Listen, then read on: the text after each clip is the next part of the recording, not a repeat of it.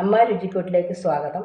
ഞാൻ ഇന്ന് ഉണ്ടാക്കാൻ പോകുന്നത് ഒരു പൊടിമത്തി തോരനാണ്. മാങ്ങായിട്ട് അതിന് ഒരു 1/4 കിലോ മത്തിയോളം ഇവിടെ ഇരുന്നതാണ്. ഞാൻ അതിനകത്ത് ഉപ്പും മഞ്ഞൾപ്പൊടിയും ചേർത്ത് ഫ്രിഡ്ജ് വെച്ചതാണ്. ഇപ്പോൾ എടുത്ത് അതിന് തണുപ്പ് മാറിയിട്ട് ഈ ചട്ടിക്കകത്ത് എടുത്തിട്ടതാണ്.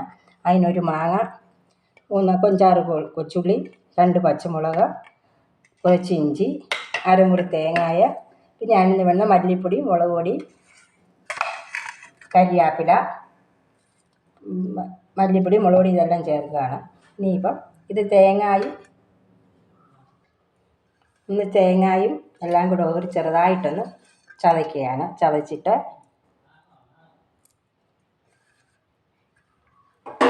ഈ ചുവന്നുള്ളി കീറിയിടുന്നതിന് പകരം ഇതിനകത്തിലോട്ടിട്ട് അതും ഒന്ന് ഒരടി അടിക്കും ക്രഷ് എന്നും പറഞ്ഞ്.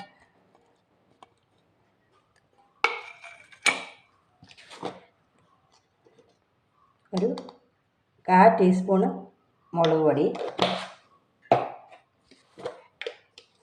ഇതിനൊരു സ്പൂണ് മല്ലിപ്പൊടി,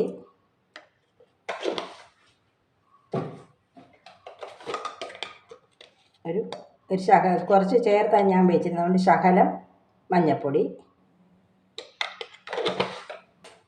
3-4 തണ്ട് കരിയാപ്പില ഇവിടെ ഇതിനകത്തോട്ട് ചതയ്ക്കാൻ വേണ്ടി.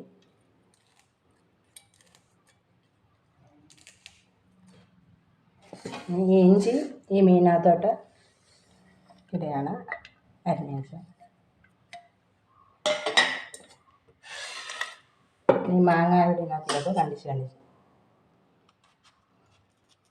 ഒരു ചെറിയ മാങ്ങയാണ് എടുത്തേക്കുന്നത്.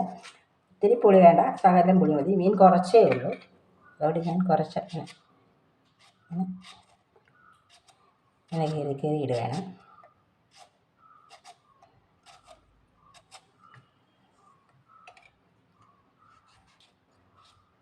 പുളി ഞാൻ ചേർക്കുന്നില്ല, മീൻപുളി ചേർക്കുന്നില്ല. അതിന് പകരമാണ് മാങ്ങ ഇട്ടാണ് ഇത് തോരൻ വെക്കുന്നത്. പൊടി മത്തിയാണ്, കൊച്ചുമത്തി.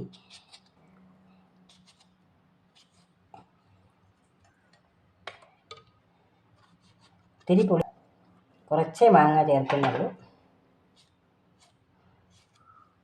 ഇനി 2 പച്ചമുളക്.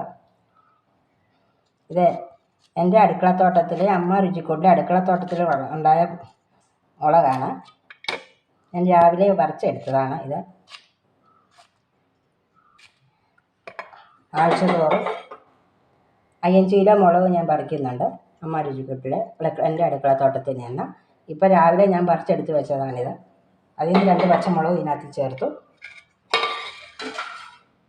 തേങ്ങ ഉള്ളി എല്ലാം കൂടെ ഒന്ന് ചതച്ചുകൊണ്ടാണ്. തേങ്ങ തേച്ച് ഇങ്ങനെ ചതയാവും മീൻ തോരന്. ഒത്തിരി ഇതായിരുന്നു.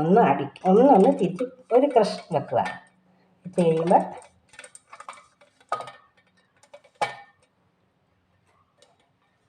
കൂടെ ഇതിനകത്തിലോട്ട് ചേർക്കുകയാണ്.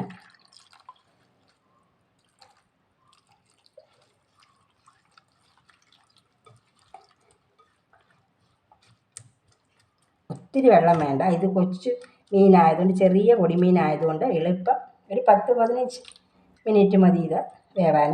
അധികം ഒത്തിരി നേരം ഇരിക്കണ്ട. കരിയാപ്പില ഇവിടെ ഇതിൻ്റെ മണ്ടയിൽ ഇടുന്നു.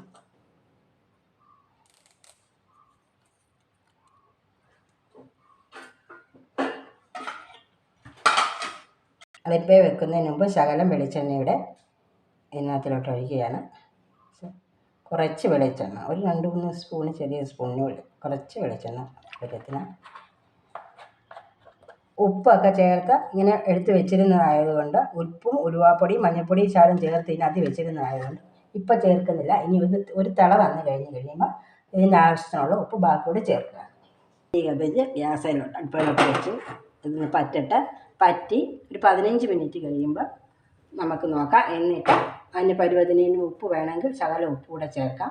ഉലുവാപ്പൊടി ആവശ്യത്തിന് വേണമെങ്കിൽ ഒരു ശകലം കൂടി ഉപ്പ് ചേർത്തിരിക്കാം. ശകലം കൂടെ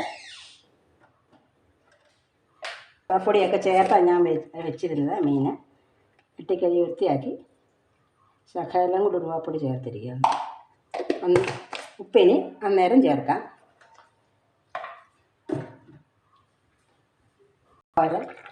പറ്റി വരുവാണ്. ഇച്ചിരി സമയം കൂടെ കഴിഞ്ഞ് നല്ലപോലെ വെള്ളം പറ്റണം.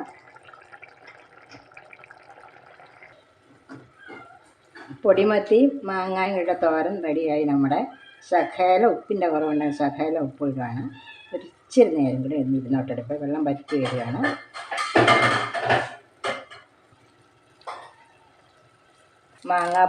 പൊടിമത്തിയും കൂടെയുള്ള തോരൻ റെഡി. ഇച്ചിരി കരിയാപ്പില ഇതിൻ്റെ മണ്ടിലോട്ട് തൂവുകയാണ്.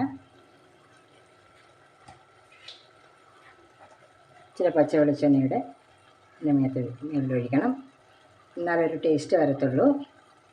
ഏത് മീൻ, മത്തി ഇങ്ങനെയുള്ള ഏത് മീൻ കറി വെച്ചാലും ഇച്ചിരി നേരം വെന്ത് കഴിയുമ്പോൾ വറ്റി കഴിയുമ്പോൾ അതിന് ശകലം ആ ചൂടുകാലം ഇച്ചിരി മീൻ ഇച്ചിരി വെളിച്ചെണ്ണ നല്ല വെളിച്ചെണ്ണ ഒഴിക്കണം. നമ്മൾ